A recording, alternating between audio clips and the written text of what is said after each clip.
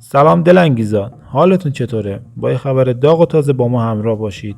دنیا مدنی بازیگر خوب ایرانی که دختر بازیگر خوب ایران خانم رویا تیموریان و دختر ولی‌الله تیموریان که تهیه کننده سینماه با شرکت در جشنواره بین‌المللی فیلم هوف به آلمان سفر کرد و اون عکسایی بدون حجابش رو در این جشنواره منتشر کرد. دنیا مدنی در پی اعتراضات سراسری و همزمان با کشف حجاب بازیگران و هنرمندان ایرانی ایشون هم عکسی بدون حجاب خودش رو منتشر کرده و بعد از اون هم خبر داده که به ایران بر نمیگرده. البته دنیا مدنی میگفت که این تصاویر حاصل شیطنت یک خبرنگار خارجیه و اصلا قرار نبود تصاویرش منتشر بشه و فقط قرار بود متن مصاحبهش چاپ بشه. دنیا مدنی در هفته گذشته این عکس رو منتشر کرد و نوشت یادآور آلبوم عکس‌های گوشیم از 2 سال پیش، عکسی که هیچ وقت فکر نمی‌کردم زمانی جرأتی انتشار اون رو داشته باشم. من که با صمیمی‌ترین آدمای زندگیم از وحشت منتشر شدن عکسم تو فضای مجازی بدون حجاب عکس نمی‌گرفتم. هزاران عروسی و تولد که انگار من وجود نداشتم چون همیشه خارج از قاب ثبت شده خاطراتش بودم. خودسانسوری که جوری تا مغز و استخوانم فرو رفته بود ولیونه کرده که نه تنها مثل این عکس تک و توک عکس بی حجاب تو گوشی خودم از خودم دارم، حتی حالا هم که برای فشردن گزینه انتشار عکس در صفحه واهمه دارم، ولی من اینم، من واقعی این شکلیه. من الان بعد از قورت دادن تمام ترس و وحشت‌ها و نادیده گرفتن قضاوت‌ها خود واقعیم رو بغل کردم و زندگی میکنم. مادرم همیشه یه جمله درخشان داره که وقتی زمین و زمان قاطی شده قشنگ آچار کشید میکنه. برای زندگی کردن کور شو، کر شو و راهت رو ادامه بده.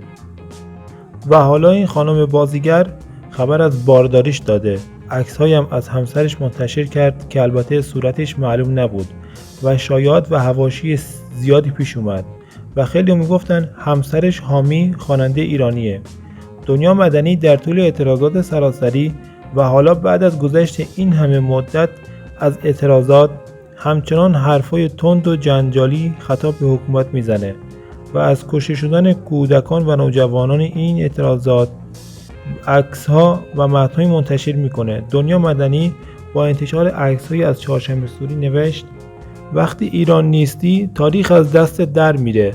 تولد دوستات و مراسم ایران یادته ولی تاریخ روز رو نمیدونی و امسال از تاریخ دقیق چهارشنبه سوری بیخبر بودم تا اینکه شوهرم گفت چیه ناراحتی، با اینکه کلا نمیدونست مراسم چهارشنبه سوری چیه و هیچ تصوری نداشت. گفت پاشو بریم زیر بارون توی حیاط چوبای خیس و آتیش بزنیم، پدر صاحب همسایه‌ها رو در بیاریم.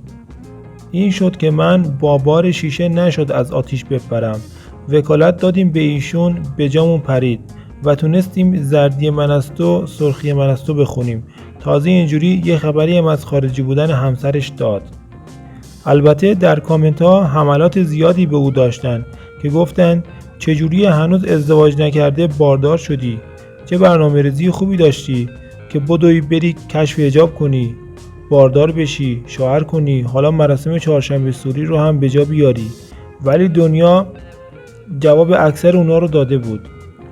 بعد هم که عکسایی از رویا تیموریان بدون حجاب افشا شده بود، اون هم در کنار دخترش، و حالا این روزها گویا برای زایمان آماده میشن و رویا تیموریان و دورنا مدنی خواهر دنیا مدنی پیشش رفتن.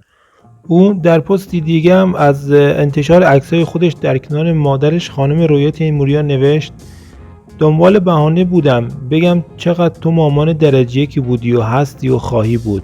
حالا که خودم دارم مامان میشم دارم به طور دیگه‌ای به کارهات نگاه میکنم و هر بار بیشتر از قبل میگم چقدر دوستت دارم و اینکه چقدر محتاطانه رفتار میکردی و تو کتاب راهنمایی دقیق و منظم برای من بودی.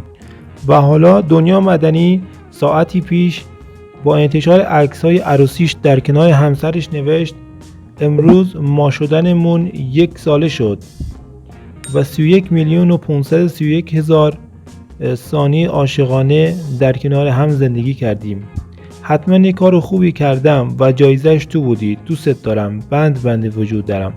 در ادامه هم نوشت متاسفانه در فرهنگ ما با وجود فضای مجازی نمیشه یک چیزایی رو خصوصی نگه داشت. هرچند که ایشون بعد از بارداری خبر ازدواجشون رو داده بودن. دنیا مدنی متولد 13 تیر 1369 در تهرانه. فارغ التحصیل رشته لباس در کشور مالزیه.